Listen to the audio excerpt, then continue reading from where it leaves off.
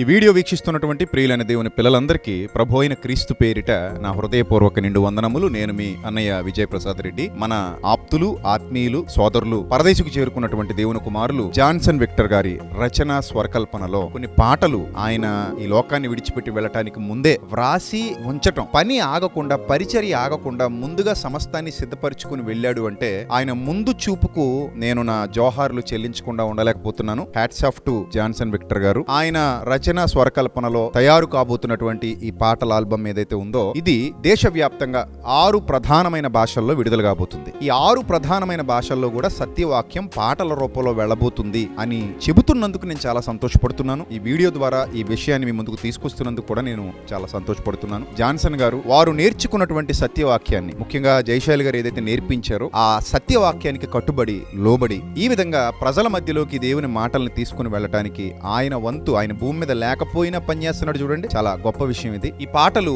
అనేక మంది హృదయాలలో స్థానం సంపాదించుకుని అనేక మందికి దీవెనకరంగా, ప్రభు నామానికి మహిమకరంగా అన్ని భారతీయ భాషల్లోనూ ఈ 6 మాత్రమే కాకుండా ఇంకా అనేక ప్రపంచంలో అనేక భాషల్లోనికి ఈ పాటలు, ఈ సత్యవాక్యం పాటల రూపంలో వెళ్లాలని మనస్ఫూర్తిగా కోరుకుంటూ ఈ వీడియో వీక్షిస్తున్న మీ అందరికి కూడా మరొకసారి క్రీస్తునందు నా హృదయపూర్వక వందనములు తెలియజేస్తూ ఆల్ ది బెస్ట్ టీం అంతటికి కూడా. అన్నయ్య లేకపోయినా ఆయన పక్షాన పనిచేస్తూ ఆయన పాటల్ని సమాజంలోకి తీసుకెళ్తున్నటువంటి టీం అంతటి కూడా మరొకసారి నా హృదయపూర్వక శుభాభివందనాలు తెలియజేసుకుంటున్న మాటలు ముగిస్తున్నాను. God bless you all, love you all, thank you, God bless you. బడిలోని చెప్పని సృష్టికర్త పుస్తకం పరలోకము నుండి పంపబడినది, పరిశుద్ధాత్మ ప్రేరణతో వ్రాయబడినది.